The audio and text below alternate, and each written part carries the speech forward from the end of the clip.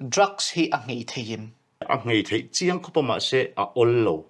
harlutuk mà chuan drug addict kan ya mun sang sanga dam doi zong den kan kal ta ni tuna dam doi kan zon na muna te khan pathian thu te kan zuk shil ve le ta thil trending chi ni ri sia i so dei lo hi makati deu chu sheom deu tu khan ka nga ya pian thar kha ka experience to hian chuan in sama in zia kan khan lalpa thajen tem chin ve te re u ati kha han tem khan mo khovel ina min pek thei kan ruak no khat thei ni china bo kan soi to hi pathian ba hi engi aya tha di den kala tong lo suali ka pai na soi thina ka pai pastor ania reverend alien buang ya athi to a ipa in tharau bo senga tuma nangin tharau bo kha chom le ni tumta ti vai ten ma se khamin nu khan hunan kalta ti hian ipa nungzuya rong pathian rongin bol le ta hi enge amide da na dangem nangma ka pa soi hian chuanin ei min mu man chi lo ni chu sang ni panga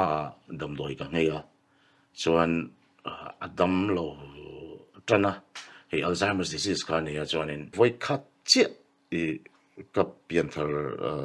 tak tak nu khan hun kha anei le ni chu kan discuss du na soi du zong te kha missions lampang te ni missionary ten kan lo chuwa kha thalai te a fui du a chuta chuanin kan rong bol dun chu ni deuh maya i suwa lo kal le huna han atok inin tok nga chumi huna chan lung oi veng tang khalai hun ka nga le lom ka ti ani chumo rong i lo bol na te chuan a hnung i lo zui na nga khan a hnia ka khan a fa paron kalani ti a mu huna chuan pathian laka a rong in bol thin laka khan in lom dun ngotang ka pa kha chu medicania